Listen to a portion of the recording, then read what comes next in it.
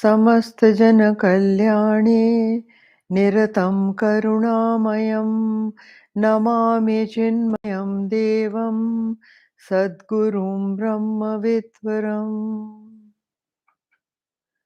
वसुदेवसुतं देवं कंसचाणूरमर्दनं देवकी परमानन्दं कृष्णं वन्दे जगद्गुरुं कृष्णं वन्दे जगद्गुरुम्.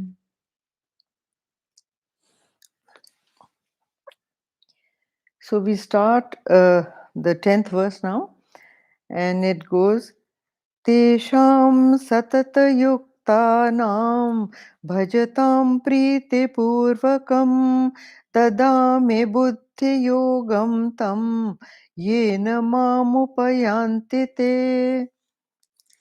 To them, ever steadfast, worshipping me with love, I give the yoga buddhi, by which they come to me. Now, Buddhi Yoga has already been mentioned before, and here it means a very subtle discretionary power. That is Buddhi Yoga. But what he says, that Buddhi Yoga comes to those who are very, very regular in their practice. See, he says, Tesham Satata Yuktanam. Satata Yuktanam, Yukta means integrated, that they integrate their mind satatam. That means not morning and evening half an hour. उससे कुछ नहीं होने वाला है. It is not that, it is you have to, no matter what activity you are indulging in, no matter what you are doing, where you are doing, but at the back of your mind, that knowledge should be firm in you. That whatever is happening, whatever is taking place, is with His grace alone. Otherwise, it would not happen. Otherwise, it would not be possible. So he is saying, Tesham satata yuktanam. So in all activities, a person who in all activities is all the time, his mind is integrated with the divine.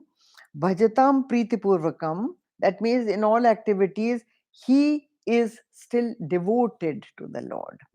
They themselves thirst for being united with the Lord. And he says that Priti Purvakam, dekho bhajatam Priti Purvakam.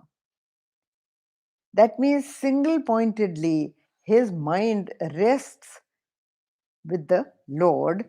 Dadami buddhi yogam ta tam yogam tam yena payanti.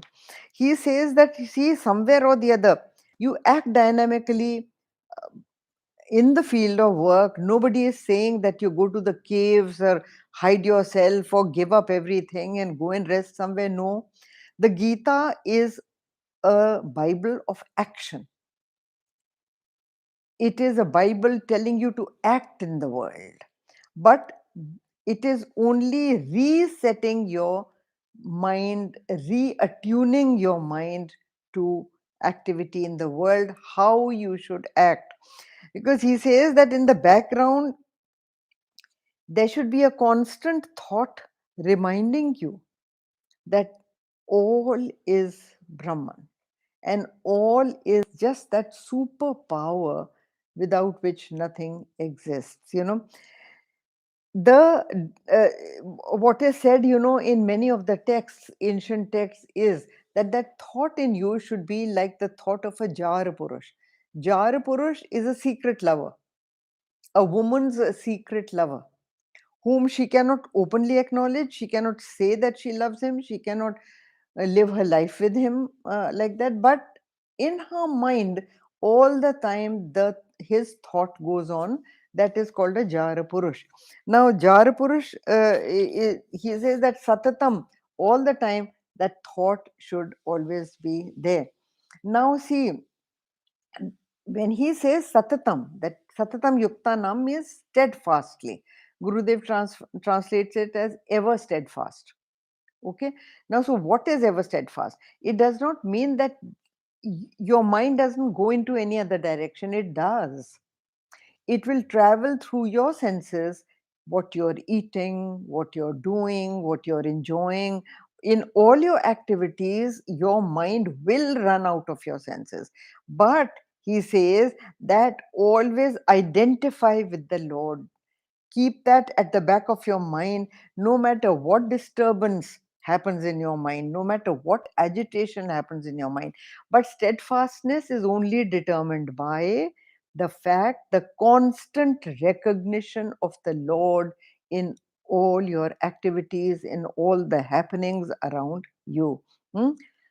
Okay, withdrawal is advocated, but to what extent? Withdrawal to what extent? How is the withdrawal done? Withdrawal is not possible at all for any human being unless the mind's attachment is to something else. Gurudev used to give the example of a teenager who wants to leave his parents and associate with his peers, associate with his friends. The attachment with his friends becomes more than attachment to his parents. So he likes to be more in their company and leave the parents more and more. You know, so the unless you attach to something, your mind is hooked onto something, you cannot. We have done that before. Remember, attach to detach, we did that. No?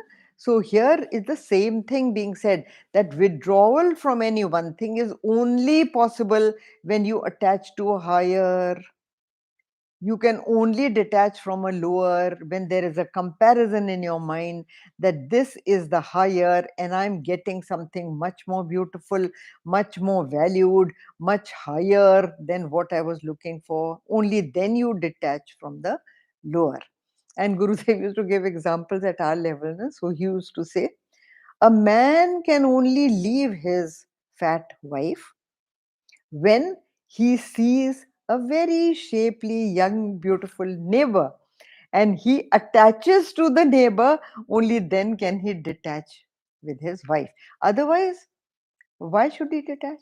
Only till that beautiful one kicks him, then he attaches back to his wife. Now, see, so wherever you get your happiness from, you will attach there. Here, when he says that Satata Yuktanam, it is attaching to the divine, the pure, the beautiful, the higher, the all pervading, the only enlivening factor, the only dynamizing factor. It is only then that you leave the finite, the temporary, the mundane. You will only leave it then. So this is the way to do it. Okay. Now then, Gurudev defines, if he says a Priti Purvakam, the word here, Bhajatam Priti Purvakam. So when you love the Lord, when you love what the gifts the Lord has given you, then you fall in love with Him. And when you fall in love with Him, you totally identify with Him. Love means identification. If you do not identify with somebody, then that means there is no love. The extent of identification determines the extent of love. Mother with a child, the example always given, mother with a child. How much love she has for the baby. If the baby is sick, the mother is sick. If the baby can't sleep, the mother can't sleep. If the baby cries, the mother rushes to it. Because identification, if the baby is unhappy, mother is unhappy. So here identification is the signboard of love.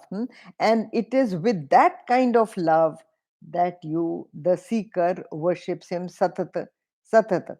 Now, to such a person who is regular in his sadhana, who is full of love for the Lord, and nobody has to push him or pull him by chains to go and do his sadhana, he does it on his own because he rushes to the puja room for the love of the Lord. He understands that his only savior in life is the Lord. His only true friend, his only true Shubh is the Lord. And that is why he rushes to the Lord all the time.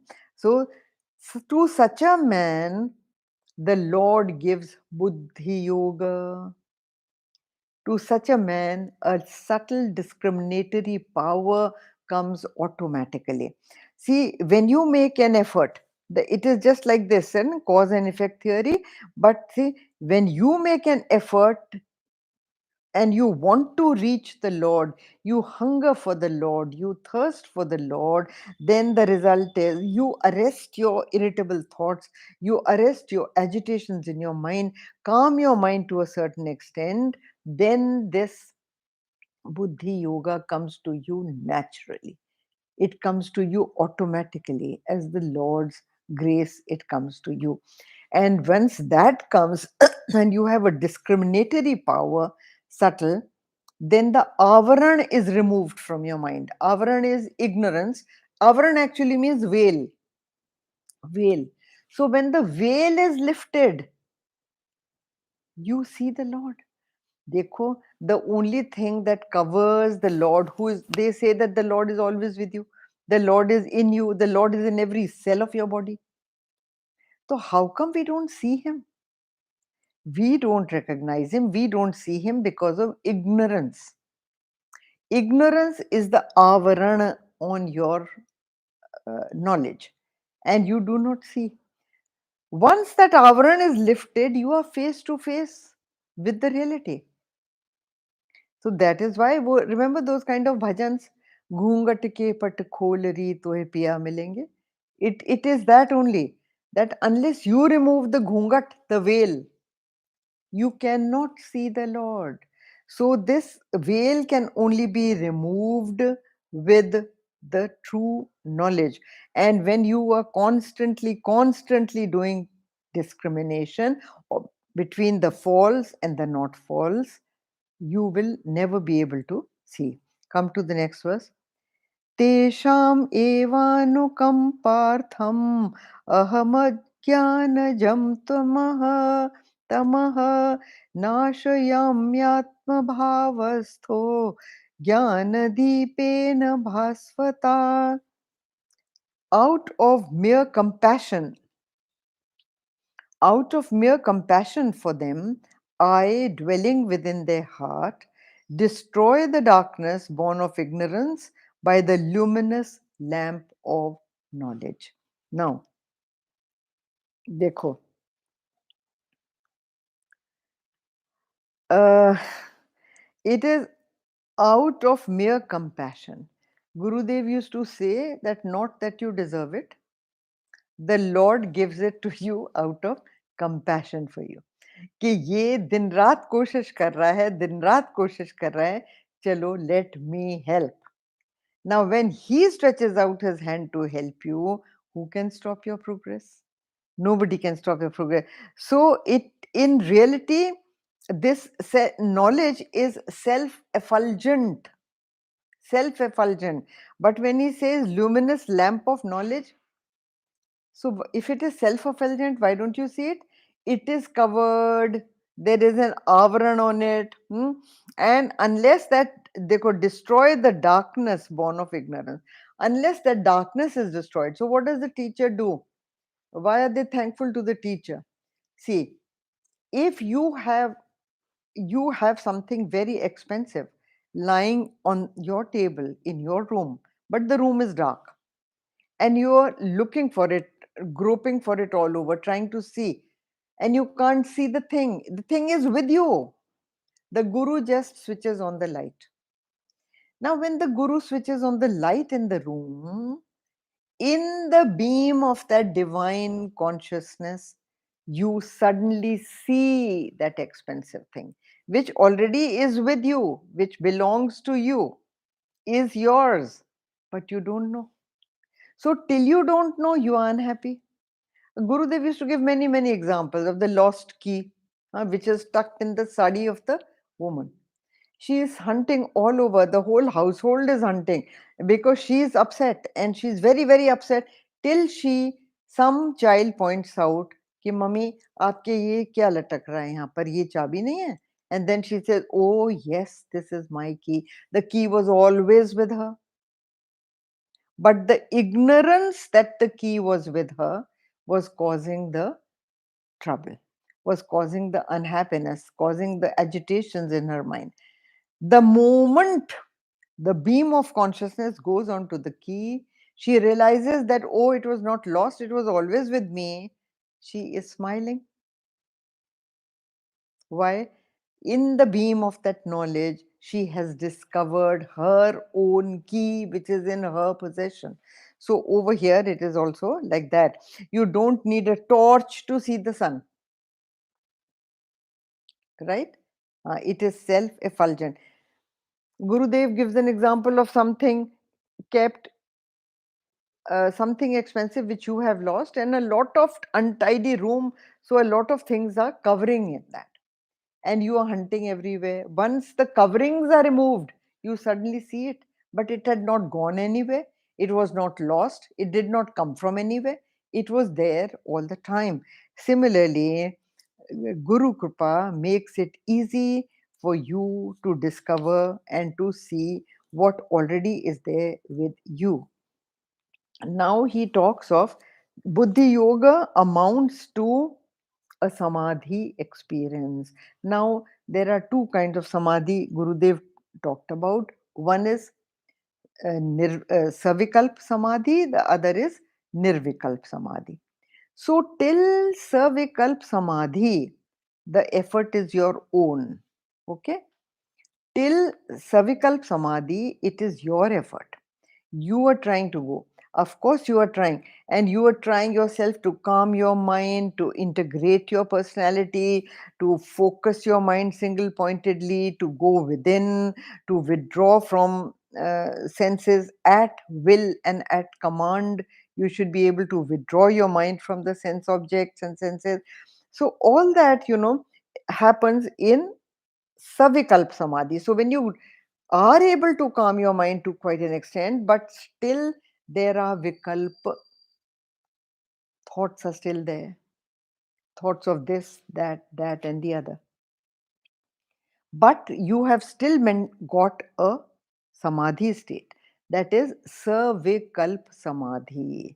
Even this one single pointed thought, when it remains, that the Lord and me, the Lord and me, nothing else, nobody else, just us. That is still called Savikalp Samadhi. Nirvikalp Samadhi happens only with divine grace.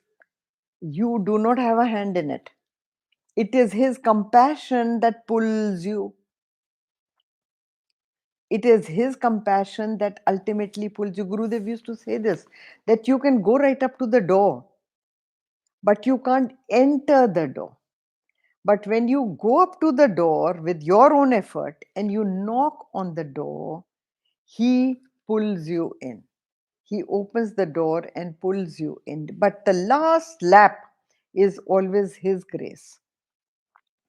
He always does it. So that will be called Nirvikalpa Samadhi. And that, of course, your self effort, Buddhi Yoga, brings in your self effort. And also, the divine grace is, of course, brought in till you reach the door. And when you are self realized, you see, the final phase, when the veil of ignorance is removed and all that, and the self itself elevates, the self moves up to join the Parabrahma. That now okay, so this is example. Gurudev is giving examples. Okay. So the Lord in you helps you. Of course, the Lord in you helps you when you are performing your duty. If you are not even trying to calm your mind, if you are not even trying your best to go inward, if you are not trying to withdraw from you, then how can you expect the grace of the teacher? Or no matter how good the teacher is, you will not benefit. you will not benefit unless you put in your own effort. That own effort very diligently, regularly, I am repeating again and again, has to be put in. If you stop being regular, believe me, it is written somewhere, if one day's meditation and puja you miss, you go back 6 days. The number is given. You go back 6 days.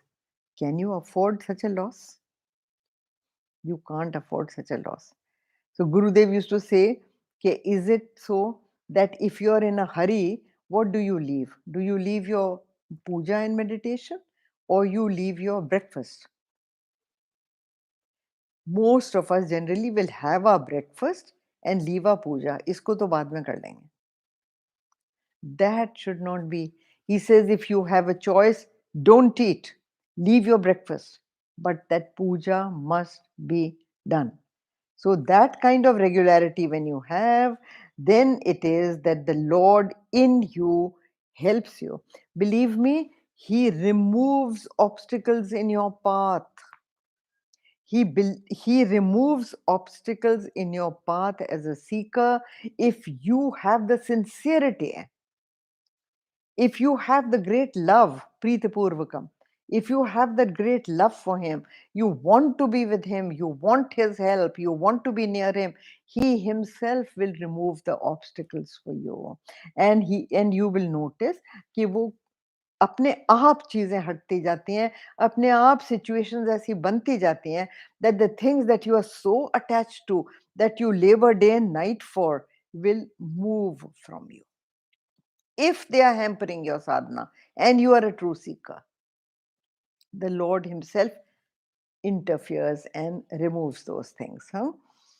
But the price you have to pay for that removal is your own effort in your sadhana. You have to open the windows of your house for sunlight to come in. That much you will have to do. The sun will flood into your room, but itna aapko karna padega. That the effort on your part is to open your windows. Okay. So that is that. And here it says, so the light of knowledge is, which amounts to, I'm reading from the book now, which amounts to explaining it as the mental and intellectual poise that you gain through a consistent pursuit of the right spiritual practice. Dekho, you will gain such a beautiful mental poise, such a beautiful inner poise, that even big things that affect people, that send people into depressions, will not depress you. Even if they depress you, they will depress you for a very short while, because you have this great, you have already achieved a mental poise. You have achieved an equilibrium in your mental attitudes. You have achieved a balance, a beautiful balancing trait you have achieved. So, with that, you spring back, and you spring back to your normal self very, very fast. And this is, but there is a consistent pursuit, Gurudev's words, consistent pursuit, daily, regularly, consistently. So, this is the instruction portion for the highest vocation in self-development, writes Gurudev. He says that you must, this is the highest people do, and the highest is not for everybody. You have to be deserving to get the highest vocation, to qualify for the highest vocation. You must be deserving, right? So here it is. अच्छा इधर है, अच्छा, it is not only just book learning. Book learning से कुछ नहीं होता है. You have had to be practicing it in your life, because immediately when you face a challenging situation, the thought behind should come to you immediately, straight away, that the Lord has a hand in it. What is he trying to teach me? What is he trying to do for me? Try to think. Next stanza. Arjuna uvacha Param Brahma Param Dhamam Pavitram Paramam Bhavan Purusham Shashwatam Divyam Adidevam Ajam Vibhum. And the next verse, they are done together.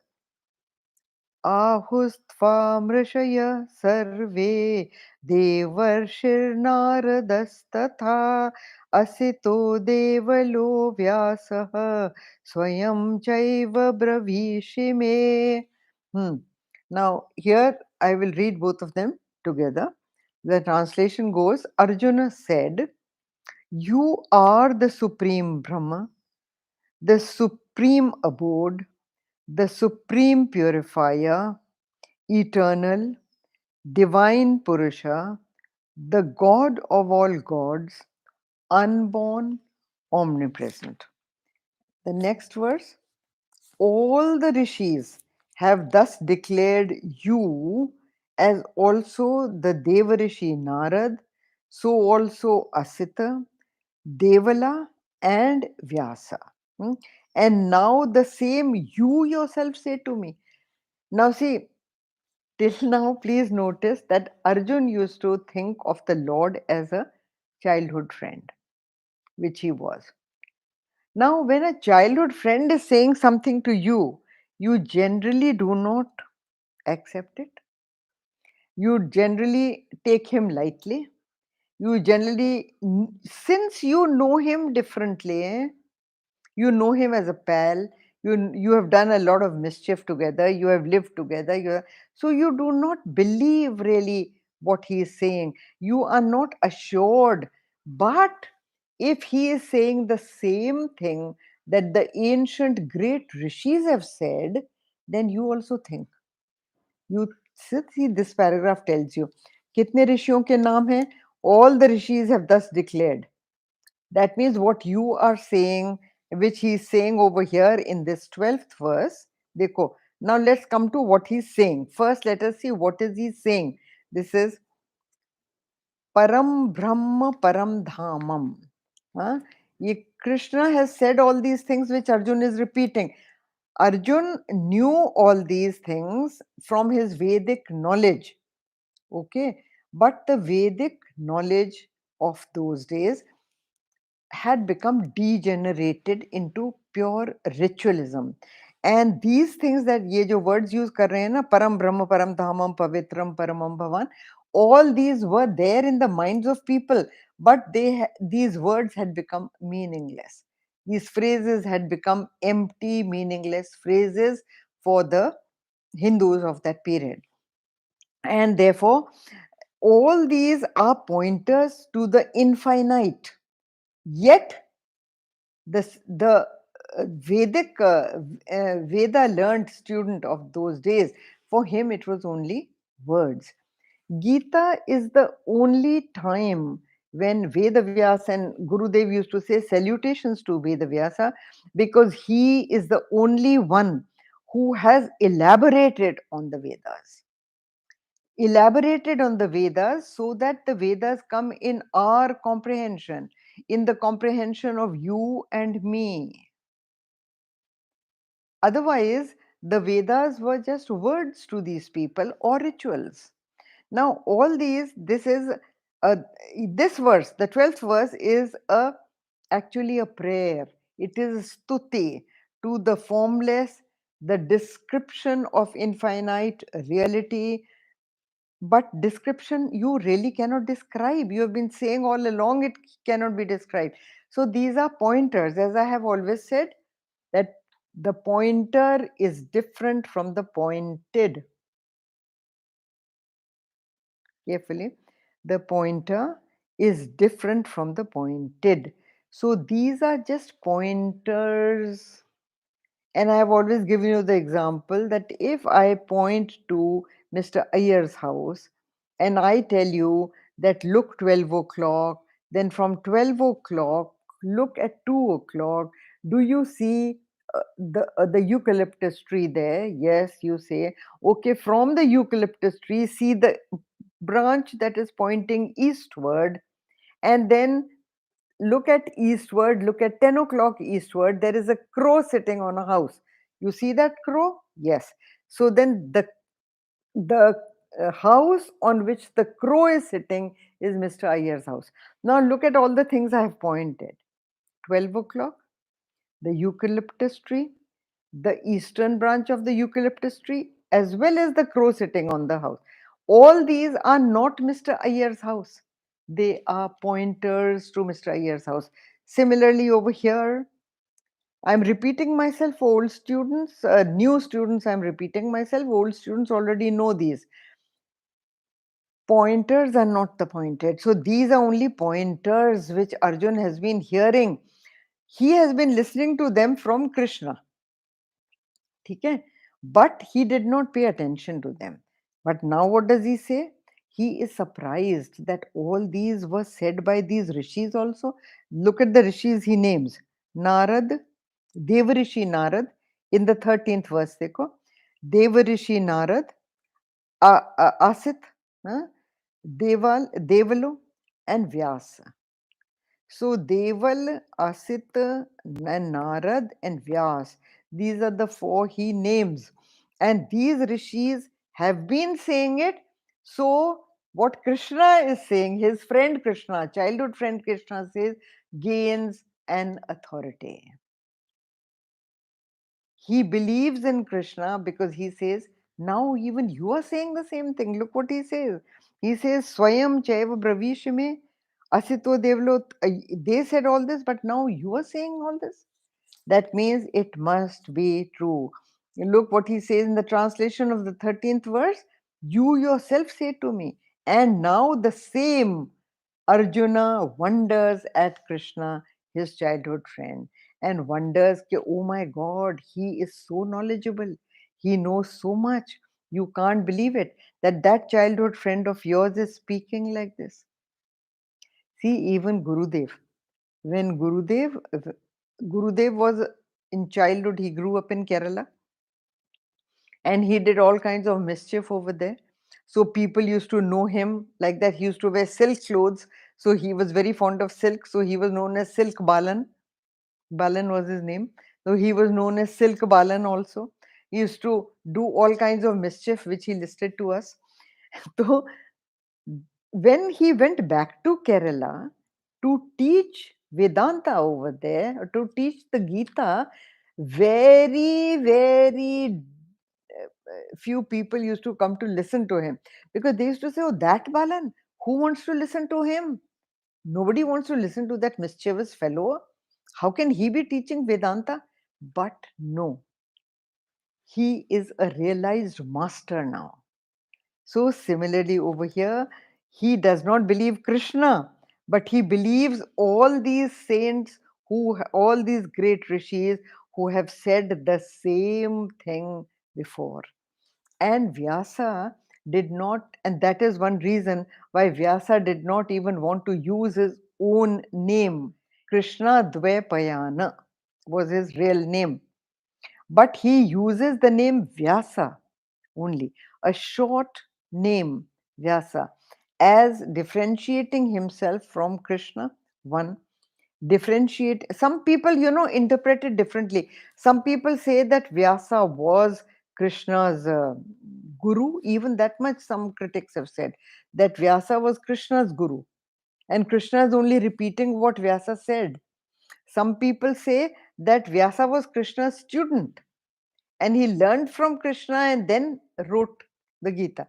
So now, whatever it was, but the thing is, you just understand this much, that what the big saints have said, what the big rishis have said, is also the same what Krishna is saying.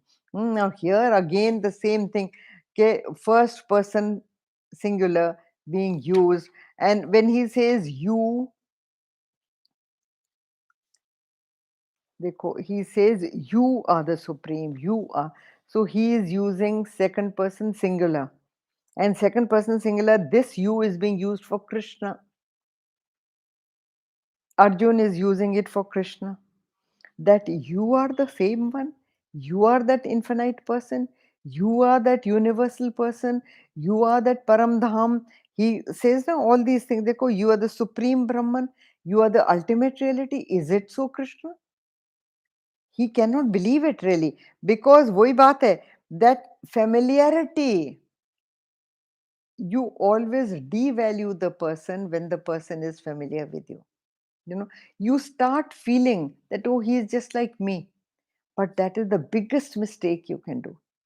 Even we used to chat up with Gurudev, yes, one to one, but all the time we had this in our mind of who he actually is. The teacher is very different from the taught. Otherwise, neither can the teacher teach, nor can the student learn. You can only learn from somebody who is much higher. So, when there is a familiarity, you start imagining the teacher to be like you. That teacher may have been like you before the teacher gained this knowledge, but with this knowledge, with this Eka, with Parabrahma, the teacher becomes much, much higher than either his friends or his relatives from his Purva Ashram. So the Purva Ashram people have to honor that teacher. So here what is he saying? He is showing surprise. Here Arjun is wonderstruck. He is showing surprise that you are the supreme Brahma, the supreme abode, the supreme purifier. All these actions are possible only through Brahman. Eternal, you are eternal. That means you always were, you always are, you always will be. You cannot be destroyed, and you are the divine Purusha. This phrase is from the Upanishads. Upanishads call the Parabrahma divine Purusha, Divya Purusha. So, this Divya Purusha, the spiritual essence, the light in which all lights are observed, the omnipresent. Omnipresent means that which is everywhere.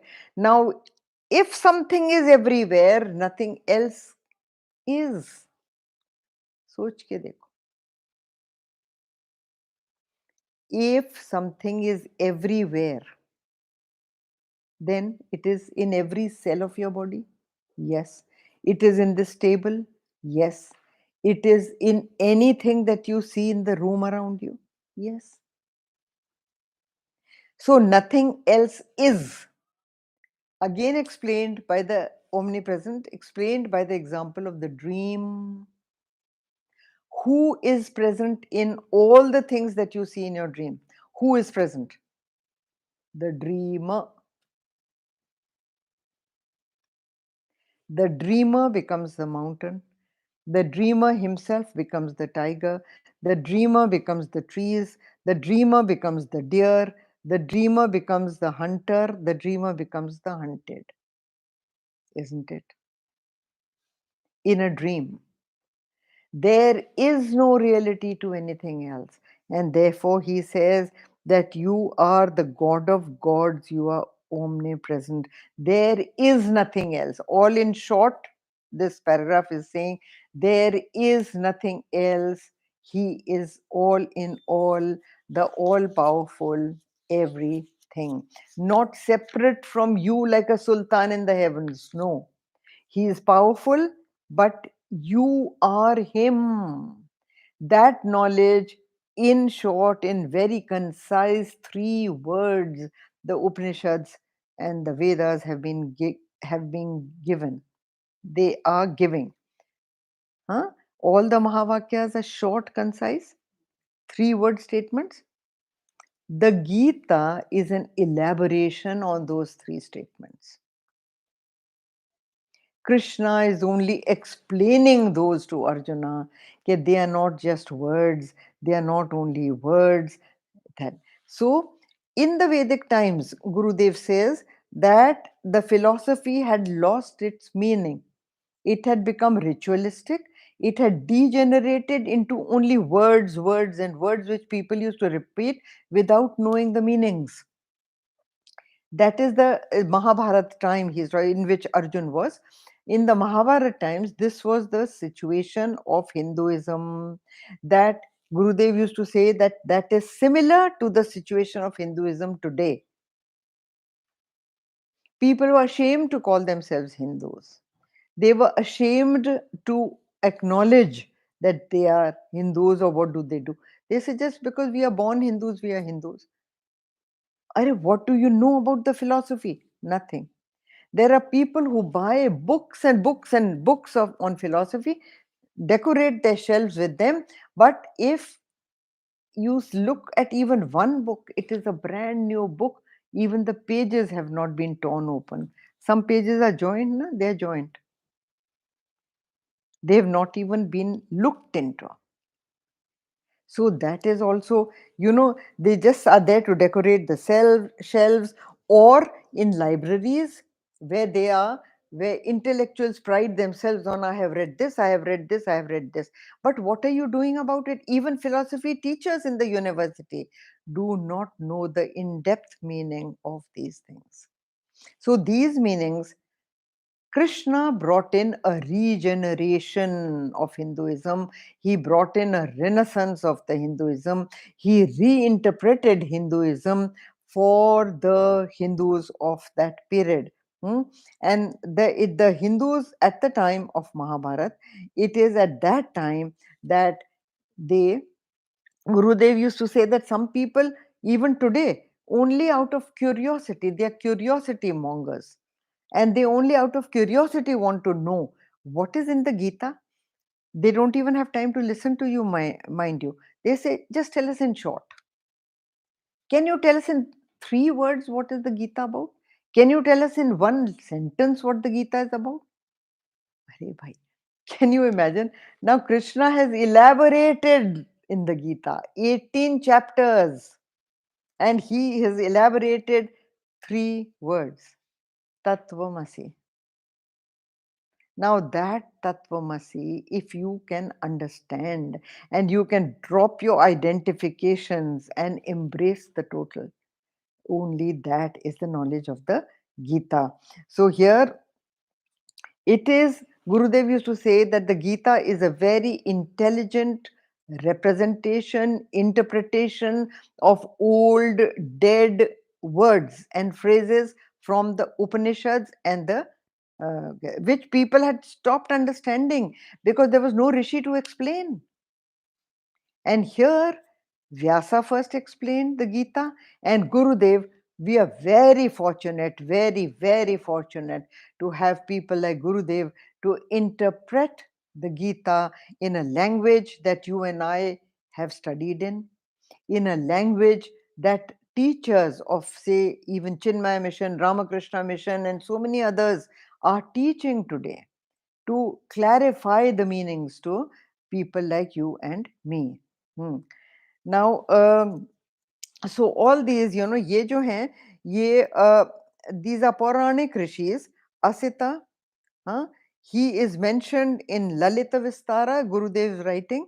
Lalita Vistara, Devala was the son of Rishi Vishwamitra. And Vyasa, of course, you know that Vyasa Dvepayana, and of course he was the first one that consolidated the Vedas, that restructured them, that restructured the knowledge of Hinduism and all. And he is the, Gurudev calls him the first editor, the first editor and publisher of the Vedas in 4 volumes. So he did that work for him. Now, okay, so we do this, and here I have told you that Arjun in these 2 paragraphs is expressing, of course, these words and phrases he expresses for the infinite, and he says that, but these rishis have said it, so if you are saying it, Krishna, it must be true. And here the Pandav prince Arjuna is only expressing his uh, uh, wonder. Okay, so we leave it here, and next time we do verse 14. Om Purnamada Purnamidam Purnat Purnamadachyate Purnasya Purnamadaya पूर्णमेव वशिष्यते। ॐ शान्ति शान्ति शान्तिः। हरि ओम्। श्रीगुरुभ्यो नमः। हरि ओम्।